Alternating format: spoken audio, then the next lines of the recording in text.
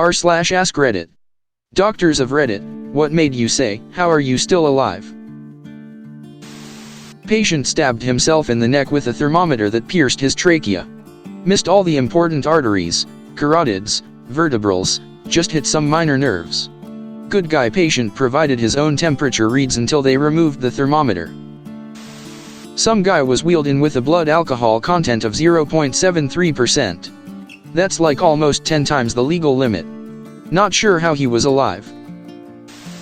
Typically people have a hemoglobin count of 15 g/dl. This 35-year-old guy came in with 3.5.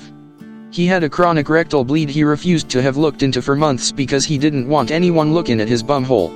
Finally brought to the ER by ambulance when he fainted, aka started dying, in a grocery store. Guy had an argument with his girlfriend, wanted to leave the apartment.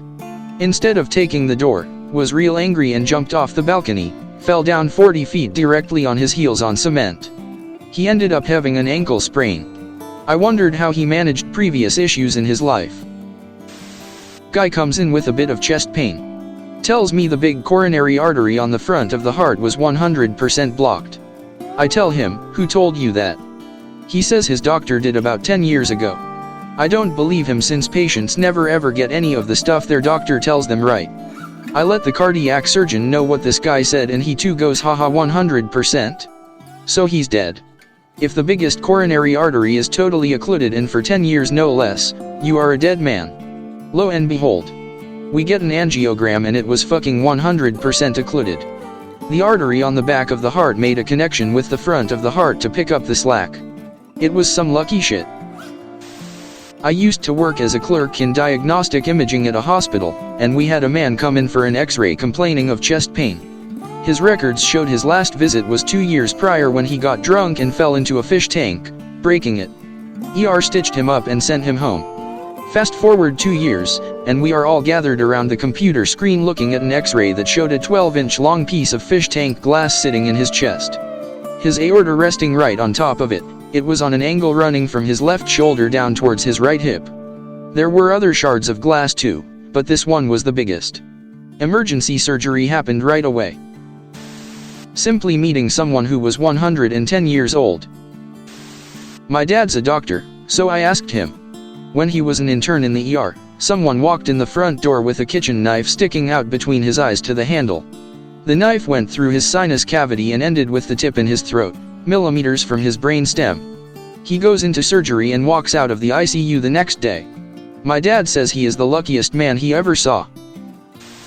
Had a patient come in confused and delirious because his kidneys were shutting down.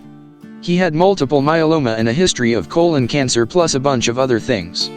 He was jaundiced and needed to be shocked several times. The physicians, residents, and even the family thought he was going to die.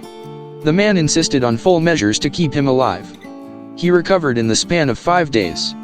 His kidneys improved, his delirium evaporated, and the man fucking walked out of the ICU. Then there was the guy who had to be castrated, but that's another story. About 20 years ago, I had a patient come in with obstruction of his colon by a large colon cancer. The cancer had spread to his liver, and CT scan showed the liver basically replaced by metastatic tumor. So he wouldn't die on intestinal obstruction. I won't go into detail, but trust me, it is a very unpleasant way to die. The patient, his family, and I decided to try placing an expandable metal stent through the tumor. It worked. His obstruction was relieved and he was able to go home to spend his last days with his family. 18 months later the patient came in for an office visit, for heartburn. He was even more jaundiced than when I first met him, but he felt basically well and was eating well. The stent was still functioning. I never saw him again and assume he finally succumbed to his disease, but he got at least 18 months of precious and really good time. A patient I took care of had a car fall on his face. He was underneath it working when it slid off of the jack. The only reason he survived was because he broke every bone in his face. He had a Leffert 3, which allowed for his brain to swell. I was rotating through ICU, so I first saw him just a day after the accident. His head was so swollen, he didn't even look human. Fast forward a few weeks later. I was rotating through a different unit in the hospital and came across the same patient. He was quickly recovering and had minimal neurodeficits. Not a doctor, but been a paramedic 15 years. Had an 8-year-old kid on a ripstick, similar to a skateboard, lose control and roll into the path of an oncoming SUV in his neighborhood. He was hit by then run over by it. We arrived to find him face down under the vehicle, unconscious, barely breathing. After all was said and done, he had bilateral femur fractures, one lower leg fracture, multiple rib fractures, a blown pupil, an open skull fracture, subdural brain bleed, a tension pneumo, air escaping lungs into the chest cavity will squish the lungs and heart if untreated. When we were bagging him, breathing for him, we felt subcutaneous emphysema, free air that crackles like Rice Krispies / bubble wrap, in his hip. Yes, hip. We flew him to the children's hospital expecting him to die within the hour. He was in a coma for days and had to have multiple surgeries, but made a complete recovery, 100% neurologically intact as well, and graduates high school in the spring. His was such an amazing case the hospital made him one of their Miracle Kids of the Year. Parents, please make your kids wear helmets. Even in the neighborhood. It wouldn't have prevented all of his injuries, but would have substantially lessened the brain trauma he suffered. Not a doctor, but encountered a woman that was shot blank in the head by her boyfriend. Bullet entered one of her eye sockets and exited above her and ear on the same side. She called 911 on her own and survived, was in ICU for weeks, and testified against the bastard who is now thankfully in prison. I had a guy with a Bowie knife sticking out of his chest. The knife was pulsating. I could literally count his pulse from across the room. Nurse here, 50-year-old male, came to the ER after falling and not being able to get up. His testicles were so engorged they came down to his knees with a width 1.5x greater than his thigh. Penis was completely retracted into his scrotum. Had a CT scan that showed his entire large intestine, most of his small intestine, and his pancreas had herniated into his scrotum. You could auscultate his bowel sounds through his balls. The surgeon said she had never seen anything like this and that it takes months to get that way, and only happens in third world countries with poor/no access to medical care. She couldn't do much because his diaphragm had become so accustomed to the altered space in his abdomen, that if she put his organs back in his abdominal cavity he wouldn't be able to breathe independently, would need to be ventilated permanently. The poor guy had mental health issues, I believe schizophrenia, which is why he was in the condition he was in. He was still able to pee all by himself. As a very junior doctor I looked after this mega alcoholic who needed ascites, fluid in the abdomen caused by liver failure, tapping out every month or so. He kept coming in a worse and worse shade of yellow/green, jaundice, needing more and more fluid removed, still merrily drinking all the while. Well, the obvious happened, he died. Now he dead. So I wander onto the ward a few weeks later, to find him sitting there in bed, green as you like, looking very alive. Turned out as was his twin, also an alcoholic, also not to live much longer. Pathologist here, had a guy who had died suddenly and unexpectedly. I soon learned he was the recipient of a lung transplant about 15 years prior. When I opened the man up, his transplanted lung was upside down. I flipped the lung into the proper position, and bloop. It flipped right back to upside down. That was quite alarming. The surgeons who originally performed the transplant incorrectly attached the organ. When he by chance entered the correct position, the lung flipped over, causing his pulmonary artery to seal shut, resulting in his death. The man lived for 15 years with a lung that was dying to flip upside down. And it was only by sheer chance he didn't move in such a way that allowed it to do so until the fateful day of his death. It is one of the most fascinating cases I have ever witnessed. Also not a doctor, but my very elderly great-great-uncle just had a sextuple heart bypass. Had 4 prior heart attacks. How he was still functioning somewhat normally before his last heart attack I honestly don't know. Had a gentleman in his late 50s come in with multiple myeloma. Short history of progressively worsening breathlessness, turned out he had a pulmonary embolism, blood clot in his lungs. He was a good candidate for surgery, so he had the blood clot removed, but unfortunately the clot had caused such bad issues with his heart, acute right heart failure, that he couldn't be weaned off the bypass machine. Instead, he went to ICU on ECMO, like a circuit for your heart and lungs outside the body to give your heart/lungs time to rest. His chest was still open, cannulated centrally, but covered up with sterile stuff. After 3 days, he was booked to be weaned off the ECMO or at least have the tubes put in peripherally so his chest could be closed. Morning of the procedure, while he's waiting to be moved, somehow the tubing of the ECMO machine broke, oxygenator tube, and blood spilled all over the floor and he went into cardiac arrest. The cardiothoracics consultant had to do internal cardiac massage, basically CPR on the heart by squeezing it via his still open chest, until the circuit got fixed and he returned to a normal circulation. He ended up going to OT and having his chest closed, but he had more clots pulled out of his pulmonary arteries. Clots had recurred. At this point I thought this guy was utterly fucked. I figured if he even lived long enough to be woken up he'd have some degree of ischemic brain injury. After about 2 weeks the guy left ICU and a week later went to rehabilitation. Speaking, walking, cognitively largely intact. It was one of the most unbelievable things I've ever seen during my short career. Not a doctor, but a few years ago I was called into the hospital to go see my friend unexpectedly. Once there, the doctors told me my friend should be dead if not in a coma.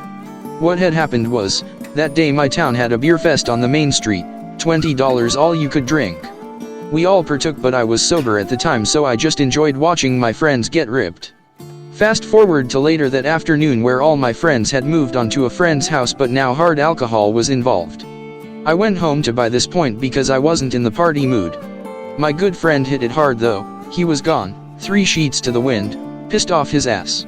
He ended up taking another friend's moto scooter out for a joyride. Ended up wrecking it pretty damn hard onto his head. When I showed up at the hospital there were bloody rags everywhere. He was conscious and a big smile went across his shit-faced mug when I walked in. Then he tried to escape, pulling IVs and wires off him, but I stopped him. He blew a .35 a few hours after the accident. He was a pretty heavy drinker. Tolerance saved him. Doctors told me they were in shock he wasn't in a coma or dead. Needless to say, it humbled him out pretty well. My first week or so on the job we picked up the town regular. Nurse didn't even need me to say anything but let me see his admission record. If there was one visit per line it probably would have been at least 10 to 15 pages. Multiple stabbings, shootings, beatings, drug and ETOH problems out the ass. He was set on fire twice and hit by 2 or 3 cars at highway speed. He was just unkillable. I had a college student come into the unit on the night of their 19th birthday. They wanted to party, but had a test the next morning. One of their friends told them that if they took 1 Adderall for every drink that they had, they'd be sober by the morning. They had 15 shots and 15 20 milligrams Adderall tablets. If you were wondering, no, that does not make you sober.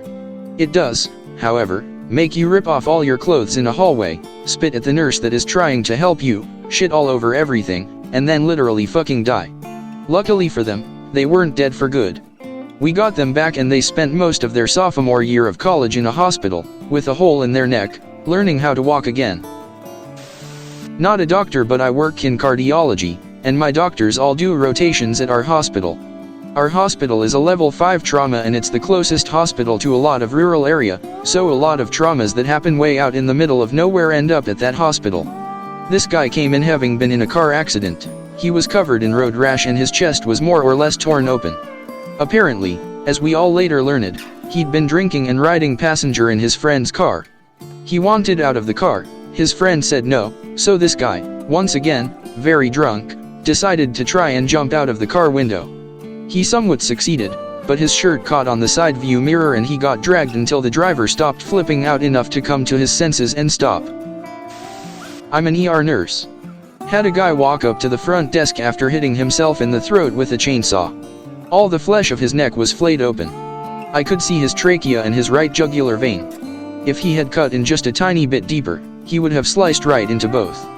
The only thing that saved him was that he was a big fat guy with a huge neck. A skinnier man would have died very unpleasantly. I live on an underdeveloped country, and a man had fallen off a tree trying to collect fruits, 9 years ago. The fucker had discal hernia for 9 years and didn't even care to go see a doctor. Saw a guy with a machete lodged up into his skull. Asked him if he was okay, not sarcastically, just threw a generic question to check his ability to respond. He said yup. I was in school to be a paramedic and I was doing my externship in an ER. A guy came in happily complaining about a sore on his belly that wouldn't heal. He was really pleasant and didn't seem to be in much pain. When he lifted his shirt, we could see his liver. Old guy comes in with his wife.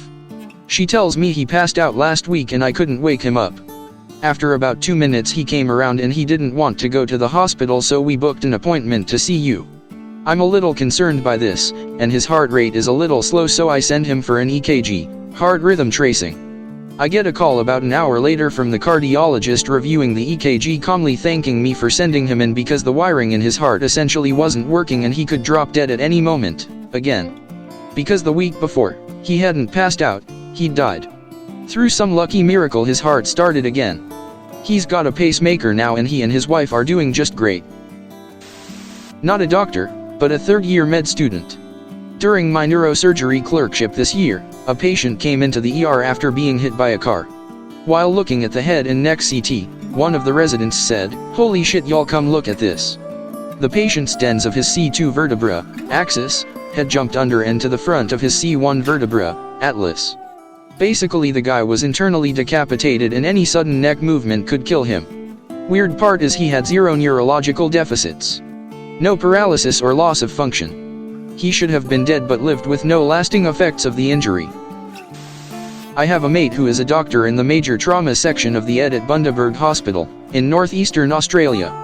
He's got quite a few tales of trauma being in that part of Australia, but one of his best that springs to mind is when he had a guy drive his ute to the Ombo entrance, walk himself into ED with one arm firmly holding his abdomen and proceed to demonstrate, by removal of his arm from his abdomen, that he had been disemboweled by a 6 feet kangaroo.